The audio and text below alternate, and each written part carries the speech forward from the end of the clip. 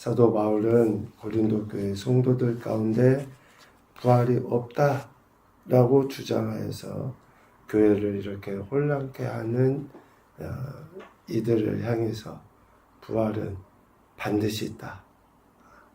예수 그리스도께서 부활하셨기 때문이다 라고 증거하고 있죠.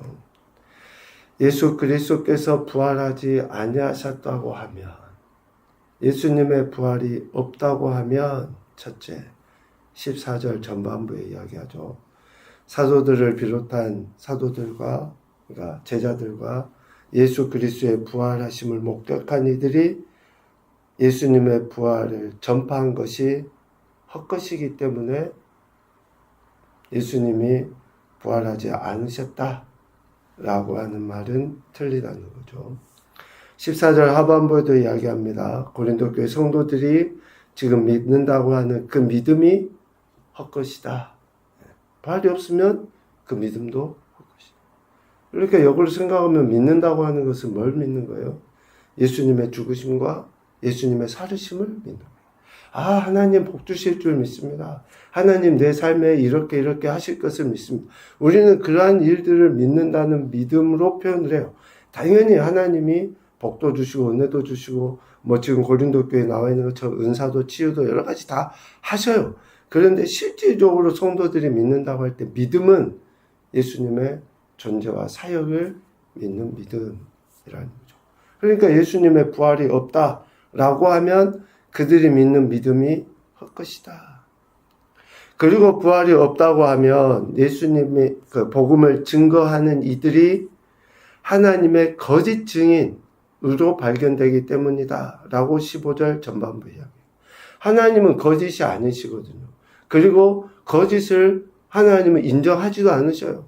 그런데 부활이 없다면 지금까지 전하는 자들이 하나님의 거짓 증인이 되기 때문에 하나님을 만홀히 여기는 행태가 되는 것이죠.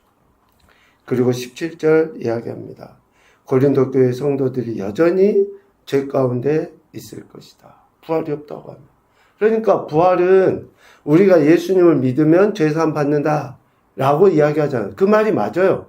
예수님을 믿으면 죄사함 받고 구원 받아요. 그런데 예수님을 믿는다고 할 때 믿음은 예수님의 성경대로 우리의 죄를 위해서 죽으시고 3일 만에 성경대로 다시 살아나신다고 하는 것을 믿을 때 죄사함을 받는 거예요.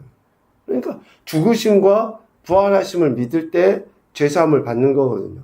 그런데 부활이 없다고 하면 어때요? 죄사함을 받지 못하는 거죠. 여전히 죄 가운데 있는 거예요. 그리고 한 가지 더 덧붙이면 19절에서 이야기하는 것처럼 이 땅의 삶뿐이라고 하면 예수님 믿는 사람들이 더욱 불쌍한 자라는 거죠. 더욱 불쌍한 자라고 하는 것은 하나님의 절대적인 긍휼이 필요한 인생이라는 거 아닙니까? 그러니까 아무리 이 땅에서 잘 먹고 잘 살고 뭔가 얻었다 해도 이 땅은 죄 가운데 있는 인생이고 요한하고 실제로 사람들은 소망은 이야기하지만 소망이 없는, 안식은 이야기하지만 안식이 없는, 예수님 당시에 율법주의자들이 얼마나 안식을 이야기했습니까? 그런데 그 안식 때문에 안식을 누리지 못해요. 얼마나 안타까운 일이죠. 그러니까 이 땅의 삶은 그거예요. 이 땅에서 뭔가 기쁨을 이야기하고 안식을 이야기하고 자유를 이야기하지만 정작 이 땅의 삶에서는 그것이 없어요. 그러니까 가장 불쌍하고 불행한 인생이라는 것이죠. 자유가 없는. 예배 드려도 하나님의 말씀을 들어도 또 어쩌면 찬양하고 기도해도 기쁨이 없는. 그러니까 가장 불쌍한 인생이 되는 거예요. 부활이 없다고 생각하기 때문에 그런 거죠. 그러나 예수님은 성경대로 우리를 위해서 죽으셨고 또 사흘 만에 살아나셨다. 그러므로 예수 그리스도의 존재와 사역을 믿는 이들 역시 반드시 부활하게 되어 있다. 이 사실을 믿는 것이 믿음이다 라고 고린도 교회 성도들에게 이야기합니다. 오늘 우리에게도 이야기합니다. 우리의 믿음이 뭡니까? 우리의 신념하고 다르다 했어요. 확신하고 다릅니다. 세상의 이치하고도 달라요. 우리의 믿음은 예수 그리스도의 존재와 사역을 믿는 거예요. 그 예수님이 오늘 사도 바울은 부활의 첫 열매시다라고 증거합니다. 여기서 첫 열매라고 표현한 것은 구약 이스라엘 백성들이 자신의 소출 가운데서 하나님께 처음 익은 열매를 드렸잖아요. 그럴 때 하나님은 어떻게 인정해 주십니까? 그 첫 열매, 첫 소출을 드린 것을 가지고 그 소출 전부로 여겨주시는 거예요. 전부로. 그러니까 전부로 여겨주시는 것과 같이 예수님께서 첫 열매가 되셨다. 다시 부활하셨다. 라고 하시는 것으로 인해서 예수님을 믿는 인생들도 부활을 얻게 된다. 라고 이야기하는 거죠. 예수님께서 부활하심으로 그를 믿는 인생들도 부활한다. 예수님이 부활의 첫 열매이므로 그 믿는 자들도 부활한다. 라고 하는 그 말은 한 몸 원리로 이해하시면 됩니다. 한 몸. 그러니까 예수님은 머리이시죠. 그를 믿는 이들은 몸이에요. 그럼 머리가 부활했으면 몸도 당연히 부활하게 되는 거예요. 지금 그 이야기를 하는 거거든요.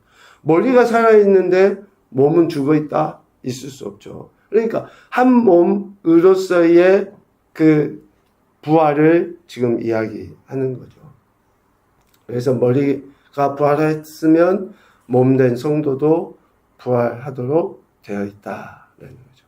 이것을 설명하기 위해서 21절 이하에 이야기합니다.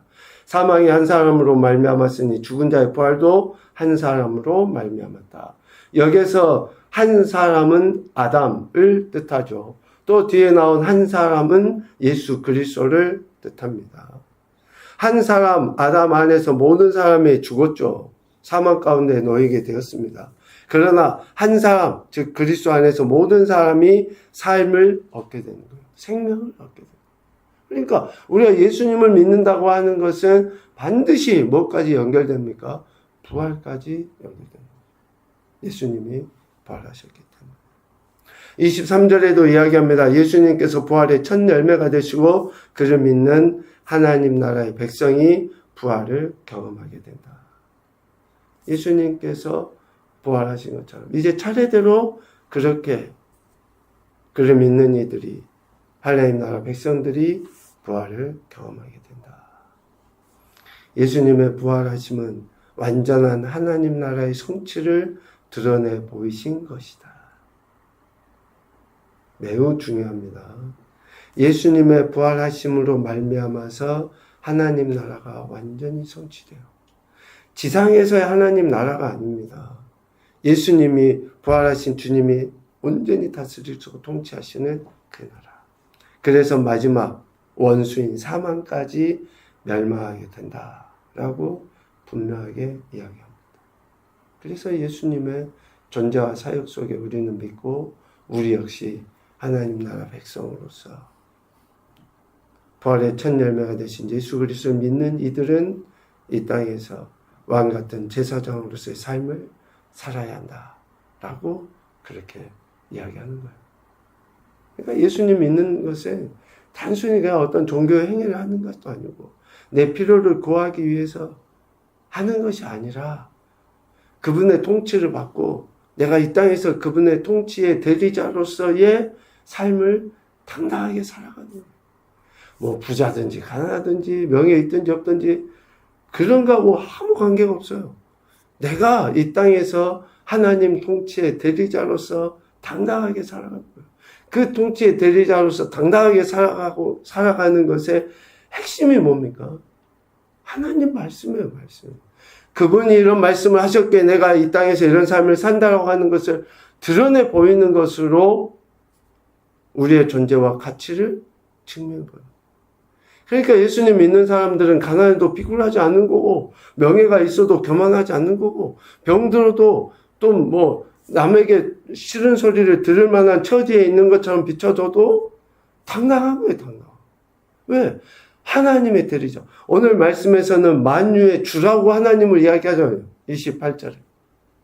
아니 그 만유의 주이신 그 하나님을 아버지로 그분의 다스림 속에 있는 네가 어떻게 세상의 삶 속에서 비굴할 수 있냐고요. 그럴 수가 없다라는 거예요. 그런데 이러한 당당함은 결국 어디서 나옵니까? 예수님이 부활하셨음을 믿는 것에서부터 나와요. 그러지 않기 때문에 부활이 없다고 하는 이들은 세상의 방식, 사망의 어둠 가운데 빛으로 나오지 못하는 그러한 안타까운 모습이 있는 거죠. 이렇게 부활은 있는데 부활을 확신하는 자들의 삶은 결국 어떻느냐? 31절에 이야기합니다. 날마다 죽는 거예요. 날마다 죽는.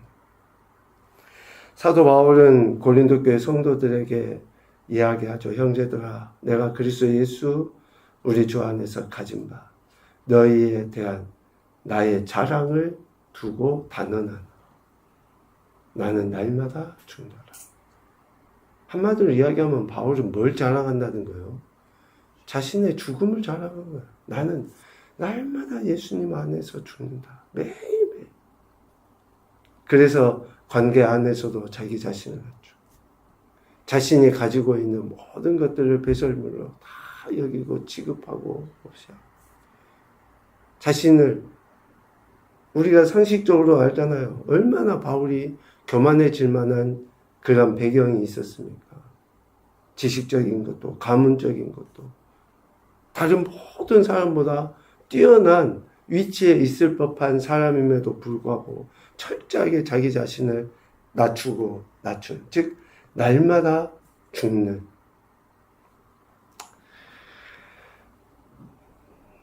왜 우리가 공동체 안에서 이러한 갈등, 어려움, 또 세상 가운데 살아가면서 여전히 세상을 동경하는가 생각해 보면 예수님 안에서 죽지 않기 때문에 그래요. 예수님 안에서 말로는 죽었다고 이야기하는데 아직까지 자기 성질이 살아있고 아직까지 눈에 보기에 좋은 것이 전부인 것처럼 생각하고 죽지 않기 때문에 그래요. 죽지 않기 때문에. 죽음이 있어야지만이 부활이 있는 거죠. 그래서 바울은 자신이 죽는다 라고 그렇게 이야기하는 거예요. 고린도서 11장 1절에 이야기했잖아요. 예수 그리스도를 본받은 것처럼 너희가 나를 본받은 자가 되라 라고 바울이 고린도 교회 성도들에게 한 그 이야기는 그냥 나온 게 아니에요. 이런 말씀들처럼 날마다 자신이 예수 그리스도 안에서 죽고 겸손하게 삶을 살아갔기 때문에 이런 이야기를 할 수 있는 거예요. 죽음이 있어야지 부활이 있죠. 오늘 우리가 부활을 소망하고 꿈꿉니까? 그럼 죽어야죠. 예수님 안에서 죽어야죠. 아직까지 살아있으니 29절 30절에 이야기합니다. 부활이 없으면 죽은 자를 위한 세례나 성도들이 겪는 환난, 위험이 헛될 뿐이다. 예수님 믿는 이들이 박해당하고 고난당하고 하잖아요. 그럼 부활이 없으면 의미 없다라는 거예요. 부활이 없는데 뭐하러 참아요? 뭐하러 인내하고 뭐하러 그런 환난, 위협에 고초를 겪습니까? 그냥 타협하고 그냥 그것들 자연스럽게 넘어가면 되지. 왜 순교를 합니까? 부활이 없는데. 부활에 대한 소망과 확신이 있을 때 날마다 죽게 되어 있어요. 32절, 33절 이야기합니다. 부활이 없다고 생각하기 때문에 사람들은 이 땅에서 먹고 마시며 삶을 더럽혀요. 진짜 미안하지만 예수 믿고 교회 다닌다고 하는 사람들 중에서도 여전히 이렇게 오늘이 전부인 것처럼 먹고 마시고 죄를 행하는 자신의 삶을 더럽히는 그러한 삶을 왜 사느냐? 미안하지만 부활이 없다고 생각하니까 그러는 거예요. 말씀드렸잖아요. 말로는 안 해요. 부활이 있다고 이야기하고 예수님 믿으면 부활 된다고 이야기 말로는 해요. 근데 실제적으로 진짜 그 믿음 안에서는 부활을 안 믿어요. 그러니까 돈을 쫓아서, 명예를 쫓아서 그렇게 거짓을 행하고 옳지 않은 것들도 허용하고 하는 그런 행태를 보여요. 이런 이야기를 하면 우리 안에 찔림이 있어야 되고 다시 한번 회개하고 돌이킴이 있어야죠. 하나님께서 부족한 종과 여기 모인 우리에게 하시는 말씀으로 우리가 받아들여야 될 것 같습니다. 사도 바울은 부활에 대한 소망과 확신 가운데 깨어 의를 행하고 죄를 짓지 말라라고 분명하게 권면합니다. 하나님을 알지 못하는 자들 향해 부끄러운 줄 알라고 강력하게 권면할 수 있는 것이 바로 깨어 의를 행하고 죄를 짓지 아니하는 행태로 드러나기 때문에 그래요.